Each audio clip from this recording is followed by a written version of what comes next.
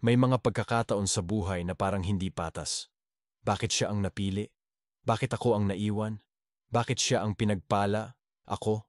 Parang nakalimutan? Pero sa likod ng lahat ng tanong, may mas malalim na kwento. Ang kwento ng Diyos na may sovereignty. Isang kapangyarihang hindi natin kayang kontrolin, at ng grace, biyayang hindi natin karapat-dapat, pero ibinibigay niya pa rin. Ito ang kwento ni na Ishmael at Isaac, mga anak ni Abraham, at mga larawan ng biyaya at kapangyarihan ng Diyos.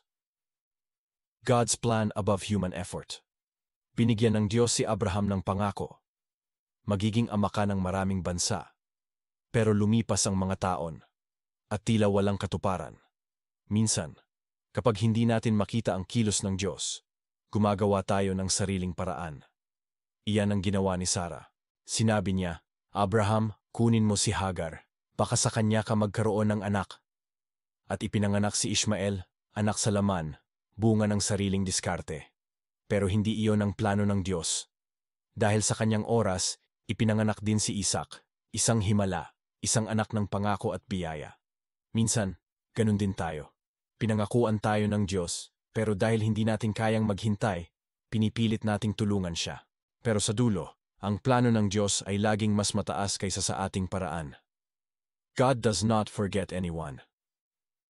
Nang palayasin ni Sarah si Hagar at si Ishmael, lumakad sila sa disyerto ng Beersheba. Wala silang tubig, wala silang direksyon. At sa sobrang sakit, umupo si Hagar sa malayo. Ayaw niyang makita ang anak niyang mamamatay sa uhaw. Pero narinig ng Diyos ang tinig ng bata.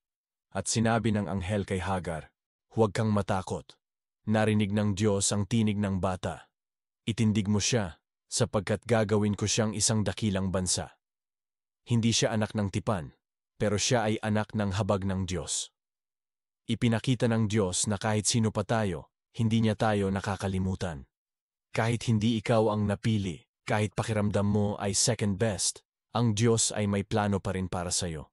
God's sovereignty. He chooses freely. Ang tawag doon ay sovereignty. Ang kapangyarihan ng Diyos na pumili, magpasya at magpala ayon sa kanyang kalooban. Hindi natin pwedeng diktahan si Lord. Hindi natin kayang sabihin kung sino ang karapat-dapat. Dahil ang totoo, lahat tayo, walang karapatan.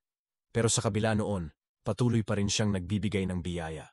Now we, brothers and sisters, like Isaac, are children of promise. Hindi dahil magaling tayo, kundi dahil mabuti ang Diyos.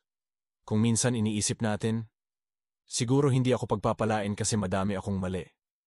Pero ang totoo, ang biyaya ay hindi binibigay sa karapat-dapat, kundi sa nangangailangan. Grace revealed through both sons. Hindi lang si Isaac ang pinagpala. Sinabi ng Diyos kay Abraham, sa pamamagitan ni Isaac tatawagin ang iyong lahi, ngunit pagpapalain ko rin si Ishmael. Tingnan mo yon, hindi lang ang piniling anak, kundi pati ang tinanggihan ay nakatanggap ng biyaya. Ganito gumalaw ang Diyos. Ang kanyang habag ay mas malawak pa kaysa sa ating mga hangganan. Ang kwento ni na Isaac at Ishmael ay paalala na sa mata ng Diyos, walang tapon, walang kalimutan. Lahat ay sakop ng kanyang awa. Kapatid, baka ikaw ay parang si Ishmael ngayon, feeling rejected, hindi pinili, parang nasa gilid ng kwento. Pero tandaan mo, si Ishmael man ay narinig ng Diyos. O baka ikaw si Isaac, pinagpala, pero dapat matutong magpakumbaba. Dahil ang biyayang natanggap mo ay hindi galing sa sarili mo, kundi galing sa Diyos na may kapangyarihan at habag. Grace is not earned, it is given. Sovereignty means God knows what He's doing. Ang Diyos ay hari ng lahat at siya ring ama ng bawat umiiyak sa disyerto. Ang kanyang kapangyarihan ay hindi mapigilan at ang kanyang biyaya ay hindi nauubos. Let's pray. Panginoon, salamat sa iyong kapangyarihan at biyaya. Kapag kami ay nawawala, alalahanin mo kami.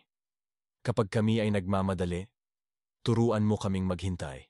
At kapag kami ay nadarama naming hindi karapat-dapat, ipaalala mo na sapat ang iyong biyaya.